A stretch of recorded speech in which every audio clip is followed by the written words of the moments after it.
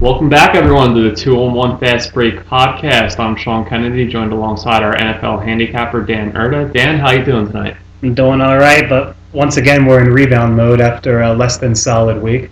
Yeah, it seems like lately you're the Kevin Love of the league. You know, getting a lot of rebounds. Yeah. You know, but that's the whole thing, though. It's a marathon, and we're still hitting at a pretty good percentage. So as long as we don't let the last couple of weeks screw it up. Yep. Still, even despite the 0-2-1 week 13, still at 62.7% on the year. Obviously, a very good mark for the season. So, going to try to keep that going. Good momentum going forward, and hopefully by the end of the year, which is the only kind of barometer you can use, you can't get caught up in the week-to-week fluctuations. So, hopefully, at the end of the year, it's still a strong percentage like you have now. Yes.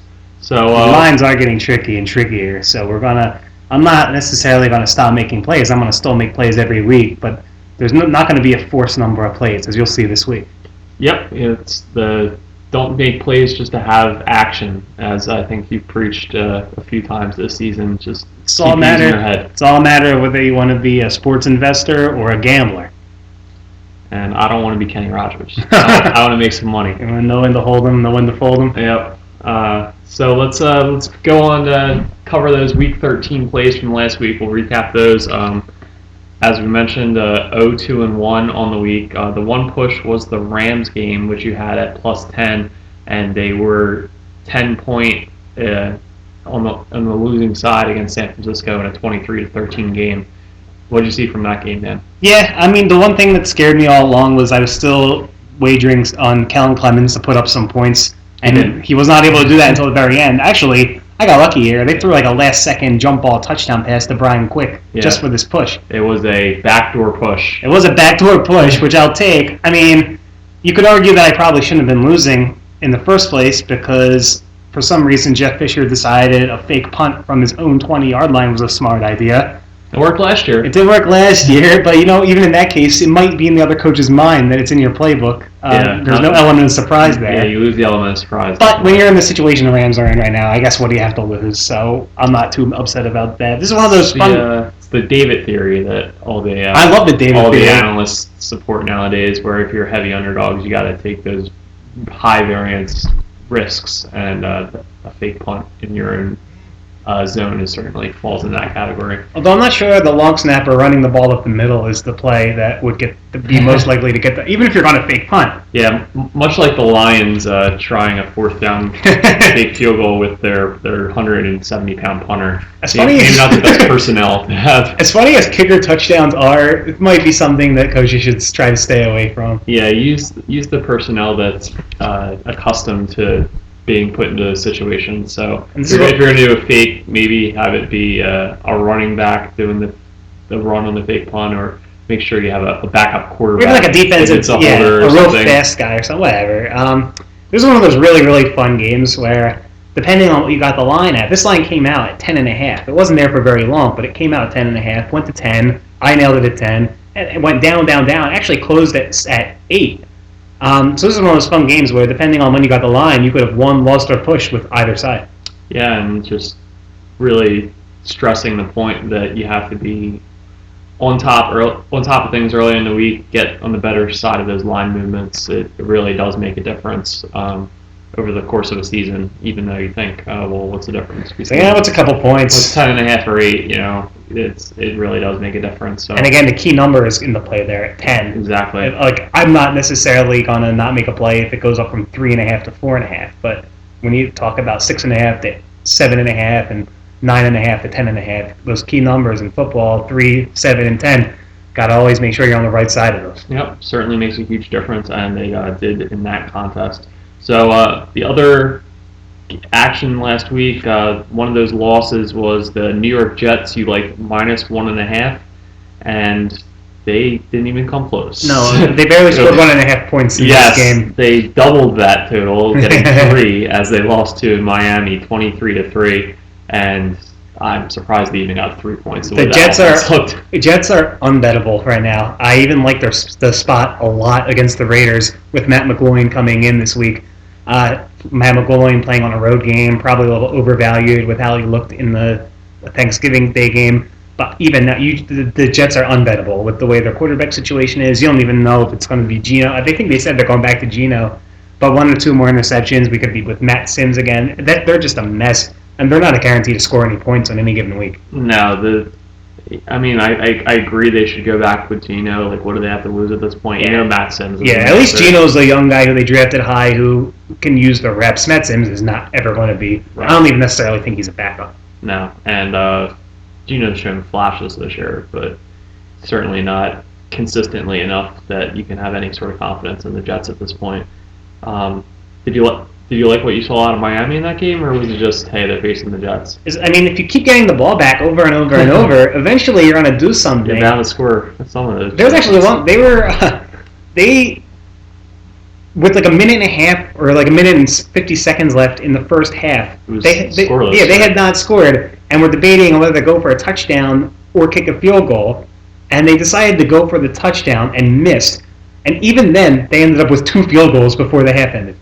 Yeah, the Jets, if they weren't turning it over, it was a 3-and-out. A 3-and-out, field goal, turnover, field goal in the last minute and a half. Yeah, so Miami, they got that solid defense, and they were certainly ready to pounce on that terrible Jets offense. So. And I bet the spot, I didn't actually bet on the team, and that was a time where the spot didn't come through. And you know what, the one thing I will credit the Dolphins is they were able to avoid any kind of costly turnovers or pick sixes or giving the Jets incredible field position on an interception. They were able to avoid beating themselves. Which is, I think that's the key against the Jets. Don't beat yourself. Jets are probably not going to beat you. So yes. So bad play by me, and I don't think you're going to see me on the Jets anytime soon. How did the Jets beat the Saints this year? And the Patriots? How did the Jets beat any of the teams they beat this year? Just really shocking results from some of those Jets games earlier in the season. So. And it's kind of cool is our Oakland win total under is back in play. Oh, yeah. Fully back in play. Absolutely. The first couple of weeks when it looked like Terrell Pryor was really good, if I were in Vegas and I had a ticket, I might have ripped the ticket up already. Yeah, but still a shot for that under 5.5 was the season. Yeah, 5.5. Yeah, so definitely a good chance of that. Actually, with getting a little off topic, but I had... for some reason, I put a little bit of money personally on the Jacksonville over 5, and if they beat Houston tonight, they have 4 wins. Like a month ago, I thought there was absolutely no chance, and now there's a decent enough chance that that'll push. So speaking about, I'm not on them. Totals that you thought were over. I'm not on them, but they could very easily beat Houston tonight. Oh yeah. In fact, they at least seem to be playing hard for the coach. They seem to be enjoying playing football. Houston just wants the season to end. Yeah, exactly. So, and I think they play. Who they play the last week of the year? I don't know. I don't remember either. It might have been a good team who might be resting people. So we'll see. Yeah, it's going to be an in-division game, so it might be they've already played the Texans twice after this Thursday night game, so it's either going to be the Titans or the Colts. So, who knows? Cross your fingers for that. Jacksonville, 5 wins in the season. So getting back to Week 13 action, your final play of the week, which, if you didn't learn earlier in the season to stay away from college games, kind of your kryptonite. Not saying this is your fault. Yeah, it's not even kryptonite. It's like I'm cursed. Yeah, the jinx. The college games is jinx for you. But you had a 3-team teaser with the Steelers, who we talked about in last week's podcast. Just any game with the Ravens is bound to be close, and getting them plus 13. That was a good spot to be in. Then the Patriots you had at plus 2.5, and despite some struggles early in that game, they did pull that one out. They were never going to lose the game. The cover of the original spread was in question, and they did not cover. Yeah, but they were never. I never thought that Houston was going to play full 4 quarters. Yep. So New England getting points with the teaser, that was another win as part of that 3-team teaser.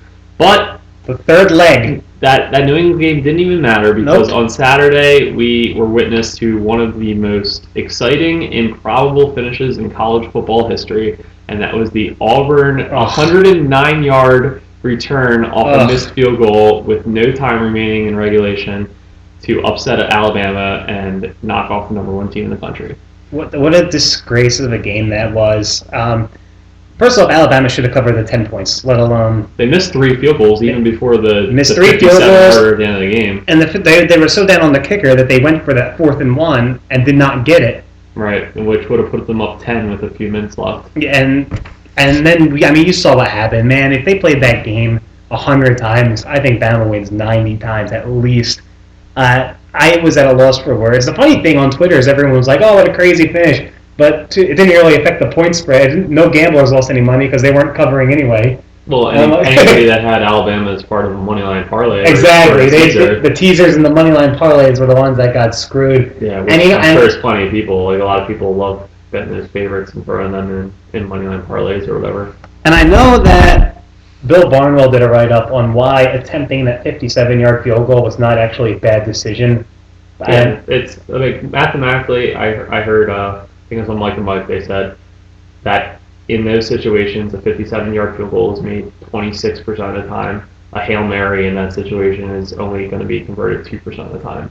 So, maybe they should just let them have the clock run out and go into overtime. They fought for that extra second. I don't think there was any chance that this freshman kicker was going to kick the 57-yarder. I think you say that the statistics say 26%. I don't think there was anywhere near that. The kicker was not making that field goal. I mean, it wasn't too far off, so gets a little better gust of wind, or connects just slightly better with the ball. You never there was no wind in Oliver on Saturday. I don't know. I wasn't there. So. What a disgrace! Like, it's one of those games where when you lose it, you're just like, wow. And then to add insult to injury, on Sunday I screwed around with like a $20 money line parlay to win like $264 or something. And the last leg of it was Buffalo, who fumbled the ball in the red zone with 20 seconds left and lost in overtime. It's just one of those weekends where I felt cursed. Yeah, and those are bound to happen over the course of a long season, certainly. So, unfortunately, an 0-2-1 week in Week 13, so we look to bounce back here in Week 14 NFL action, and only one play on the docket this week, and that is the Bears-Dallas Monday night game. You like the over, which you got at 49.5, and I know you're a little upset that this line has moved down some since then, so why don't you tell us about that one? Yeah, I jumped on the over 49.5, and I posted it. And since then, and I guess I could have done this research earlier, but I don't really trust like 7-day forecasts anyway. But now it's looking like there's going to be a horrible wind chill, some terrible weather, and I really considered buying off of this bet. But considering it's down to 48.5, if I were to buy off of it, I could lose if it landed on 49. And I don't like to put myself in positions where I can't win, but I can lose. It's the opposite of trying for a middle. Yes. So I'm letting it ride. I still kind of like it. If it goes down to 47 or if it goes down even more, I like it even more. But I still think there's a very good chance it hits. The theory behind the weather is that teams are just going to run the ball. But that's not in either of these teams' DNA. No. Now, Matt Forte is a very good running back, but they still like to do screens to him a lot more than they'd like to hand him off the ball 30 times a day. And there's no way that the Bears are going to be okay with taking Brandon Marshall and Alshon Jeffrey out of the game completely. So they're still going to throw the ball. We know Dallas's defense is brutal. You know what? Dallas can run the ball all they want. By all means, run, because Bears have one of the worst rush defenses in the league. Oh, man. It goes to show you. Remember when everyone was jumping to pick up Brandon Jacobs after he had that big game? I do. And then Ray Rice had a big game. All these terrible running backs are just eating the Bears alive. Adrian Peterson ran for over 200 yards last week. So I think even if they do keep the ball on the ground, Dallas is going to get theirs. Even in some bad conditions, I don't see any reason to think that these teams can't each score 24 with the winner adding a field goal or a touchdown to that. All right, so that's the one play for Week 14, a little Monday night action for you guys out there. So not like over 49.5, and you can probably even get that over 48.5. Yeah, you can. On that now. So and my column's coming out. 49 key number for you. My column's coming out tomorrow, and I really go game by game on why I'm not betting. I'm not just like, I have a good record and I'm starting to struggle, so I'm trying to back off. This card is disgusting. There's really no value. A lot of games where you question the motivation of the teams. You don't know who's going to show up and who's thinking about their tee times in a couple months, and you just don't know. I really don't like this card, and that's my one word of advice is if you don't like the card, don't try to talk yourself into plays that don't stick out. It's okay if you don't bet or bet lightly. Yeah, exactly. You don't need to be like what we talked about earlier. You don't need to be on every game. Just pick your spots, make smart plays with the end goal in mind of making money and not just having action, because that's how you get yourself into trouble. So that's the one play for Week 14 from Dan. Chicago, Dallas, over 49.5. Got a lot of time left, so we got a nice selection of reader questions out there from you for our Outlet Pass segment. Started off with one via Twitter from at KMax732, who asked, given the scarcity of good teams in the East, and in case you haven't looked at the standings lately, there's only 2 teams in the Eastern Conference of the NBA that have winning records right now, and that's Miami and Indiana. There's a couple teams that are actually 500 as of Thursday night here, but just really, really poor top-to-bottom conditions in the East. And so he was wondering, should the NBA consider playoff reseeding? So just take the best, I guess he means take the best 16 teams regardless of conference. And Dan, I'll get your thoughts too, but my main thinking is that just because of the imbalanced schedule, you can't really do that because they play different teams. And I read a good Zach Lowe article on Grantland recently kind of about this very topic, and he talked about in a perfect world, everybody would play everybody the same number of games, but given the travel concerns, and you just can't really do that. So while divisions should be abolished, and they've pretty much taken that out of the equation with playoff seeding in that you get the automatic 1 through 4 bid if you win your division, but you're not necessarily guaranteed home court advantage in that matchup if the other team who has a lower seed has a better record. We actually saw that with the Atlanta playoff series the one year. So, I mean, as easy as it'd be to say, hey, just take the best 16 teams, I don't know if that's really fair given the imbalance of the schedule. So, I don't think it's something we can really get into at this point in time. I completely agree with you. Again, NBA questions are your thing, but just in general, I mean, everyone who listens to this probably plays fantasy sports, and everyone has a team that put up a ton of points and isn't in the playoffs because of who you played. You have to do divisions. You have to do conferences. It's just how it is. It's the only fair way to do it, and you can't take an anomaly year like this where the East is so bad and make a complete rule change just because of this year. And I know the argument for it is going to be that, that just means more Western Conference teams who are playing those other Western Conference teams, so they probably have a harder schedule, even if the schedule is imbalanced. But, it's not going to be the same every year. And exactly. You can't just have a knee-jerk reaction to 20 games into the season at this point. So we're not even we're about a quarter of the way through the year. Some of these teams are going to get a little better, like the Wizards are coming on lately, and the Hawks are okay, and there's some decent teams in the East. It's not Miami and Indiana aren't going to be the only teams to finish above 500 at the end of the year. I agree, and it's just the way it is. Like you can look at same thing with the NFL. There's a couple divisions. Everyone jokes about the NFC East and how bad they were. Actually, now they have 2 7-5 teams, but it happens. Sometimes there's going to be a team in one conference that doesn't get to make the playoffs, while a team with a worse record in another conference does. It sucks, but it's how it is, and I don't think it's going to change, nor should it. Yeah, until they find some way to alleviate travel concerns, it's just not really a feasible thing to rearrange. And when teleportation is invented, it'll be feasible.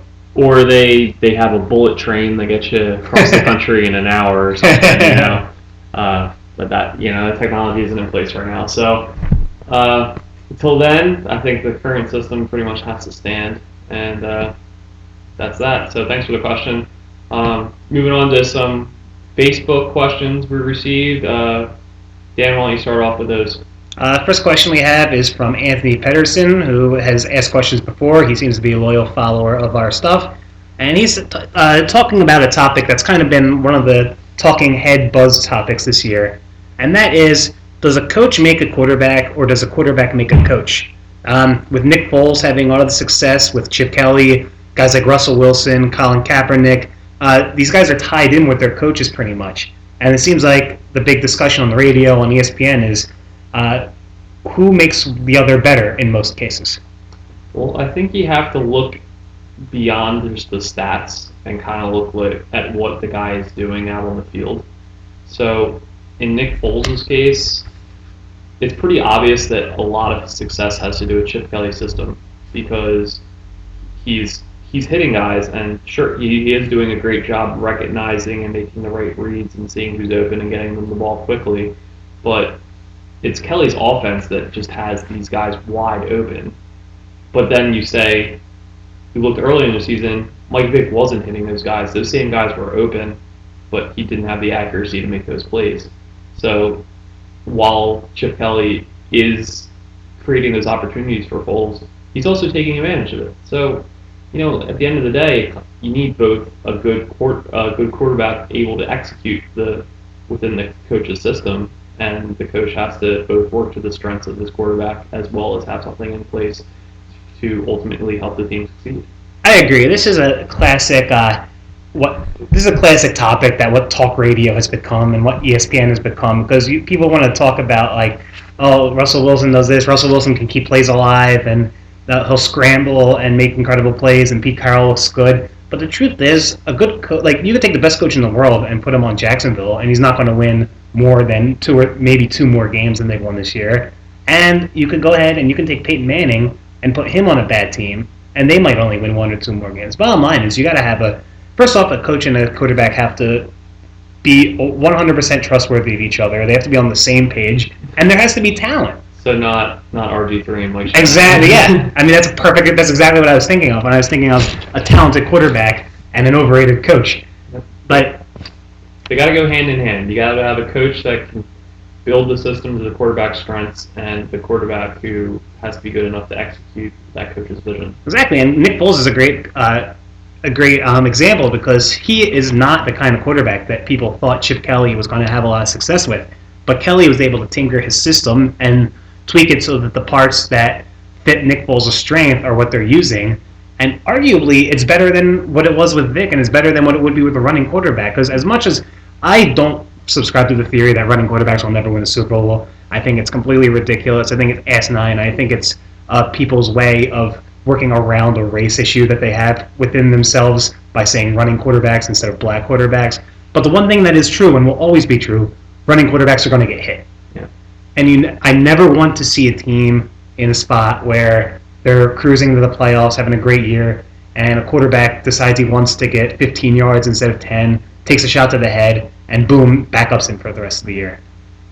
And, I mean, we saw that with Robert Griffin III last year, which pretty much derailed that Washington season. Admirably as Kirk Cousins did play. Yeah, he didn't play bad, but he wasn't the dynamic threat back there that RG3 was in his rookie season, when he had one of the best seasons for a quarterback in NFL history, rookie or not. Same thing with Vic, too, because Vic, by all means, he's a dynamic quarterback. He does things that make your jaw drop and make you be like, wow, how can a human being do that? But the thing, when you go into a season with a quarterback you know is only going to play 12 games max, that's really a tough position to put your team in. Yeah, exactly. And, it's not to say that a running quarterback can't win, but the running quarterback has to be accurate as well, because you have to have, I don't care how good a runner you are, they can eventually shut that down, and defense can gear to stop that. But they're going to have to be when they stack the box and put it in the box, they got to be capable to make those throws downfield. So you got to be a complete player. Is basically what it boils down to.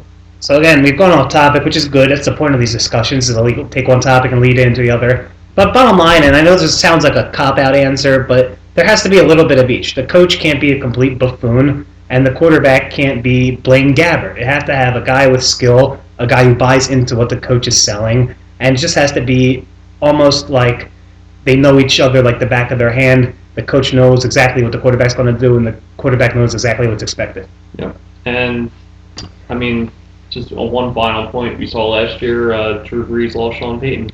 Drew Brees, Hall of Fame quarterback, some of the best numbers in NFL history, and then he lost his coach last year, and it was, while he still had a good season, it was largely just it was one of his worst years. Yeah. So the coach that we saw there, a good coach had value, and so you need both. Basically, what it boils down to. All right. So, any other questions you want to get into there, Dan? My buddy Michael Torchman, he asked about the Mike Tomlin thing, and that's been talked about way too much on ESPN as it is. But he also ended his post with, "Do you have some fantasy sleepers, studs and duds? Who would you start and sit? Any bold predictions?" So this is the first week of the fantasy playoffs. So, assuming that you do the same format that standard leagues do. And we'll buy this week. There's no one on a bye. Oh, you mean if your fantasy comes out? You're really good and you had a first round bye. Yeah, well, that's exactly. And the question is there anyone under the radar who you might be plugging in for a big week? Why don't you lead us? Well, the reason I took this question so easily is because I'm huge on Ladarius Green, the tight end from San Diego. In fact, I have 2 straight weeks with a touchdown, and I have him and Antonio Gates on the same team. And I'm thinking about starting Ladarius Green over Gates. It would be, that's against the rankings, and that would be like kind of a bold move. But that's what the question is: are there any bold moves? And I think Ladarius Green is coming on strong. Antonio Gates in his rookie year didn't really play because he played basketball in college. He didn't really play football. But then the last 2-3 games of the year, he kind of showed a lot of glimpses and became a stud. And that's why he became a sleeper the next year when he became an All-Pro player. And I kind of feel like that's what we're getting with Ladarius Green right now. He's kind of breaking out right now, and I don't think he might be a superstar from here on out. Yeah, he's certainly got that young Antonio Gates kind of look to him, just more athletic than the common tight end at the position, and he's had touchdowns in back-to-back weeks, and he just looks really good running those seam routes up the middle, and with the way Rivers has been throwing the ball this year and the amount that they throw the ball, they pass in general, he's certainly going to have some opportunities, even if Gates ends up getting more targets than he does throughout the game. But Green certainly one of those sleepers that could bust on the scene. So there's a guy, if you want to take a flyer on someone, if you're tired of Jordan Cameron not living up to the potential he showed the first 5-6 weeks of the season, maybe you don't want to play Martellus Bennett in what looks like it's going to be 9 degrees or something like that, Darius Green's a guy who might be available in your league and might make a real big difference for you. One other guy, not really a sleeper, but somebody who hasn't been getting the kind of credit he should be as one of the elite receiving options in the league. That's Keenan Allen. Oh, he's great. Yeah, exactly. He's great. He is, but you talk about guys that could be a top 15 wide receiver in the league. Keenan Allen's probably not a guy people are going to really bring up. It's his rookie year. He got off to a little bit of a slow start, as most rookies would be expected to, but he's really had two straight 100-yard games the last 2 weeks. Absolutely. And facing that Giants defense, I think he's going to go up for a huge game. I completely agree with you. Love Keenan Allen. I actually traded Andre Brown for him in the league, which was a kind of questionable deal because Andre Brown's been very good, but he was kind of sitting on my bench, and I had a lot of good running backs. And Keenan Allen's been great. So not a guy obviously that's going to be available for you, but just if he's been on your bench, given that matchup with the Giants, I say definitely plug him into your lineup this week. And if he's been on your bench, you're probably not playing this week. That's actually false. You probably are playing this week because if you have 3 guys who are better than Keenan Allen, really good team. So I don't think in week 14 of the season there's really sleepers to emerge. So I'm sometimes trying to give a guy that I think is going to really just blow up this week. And sometimes you find guys in the final weeks on teams who the teams know they're out of it. So maybe a guy who's been on the practice squad or a guy who's not really played all year gets some time. There's a running back, Antoine Smith, I think his name is. He's on the Falcons. Yeah. And he looks really good. And it really doesn't look like Steven Jackson is the long-term answer there. So it wouldn't surprise me if Atlanta gives him an extended look. And maybe he had the 30-yard touchdown run last week. So maybe a stash. He's obviously not going to get the carries this week. Right. Maybe stash him for later in the year. So, yeah, like you said, it's really hard to find sleepers. But, two Chargers who are solid guys right there. Yeah, San Diego is just going to put up a ton of points this week against the Giants, and they've been doing it all season. So, not surprising. We highlighted a couple of them. All right. Any other questions on the docket before that's all we got for today. That's all we got. All right. Well, thanks for the questions out there, guys. We appreciate it, and just to recap, we got the Chicago-Dallas over 49 points and a half this week. One other note, I'm going to be out of the country for about a week, so there will not be a Week 15 podcast. Dan will have a column posted for you guys out there, so you'll still get his plays in Week 15. And we also have a series of guest contributors that are going to be covering the Sixers for you guys on the site while I'm gone. So thanks for the questions this week, guys, and I will talk to you again in Week 16 in the NFL. Good luck. All right, take care.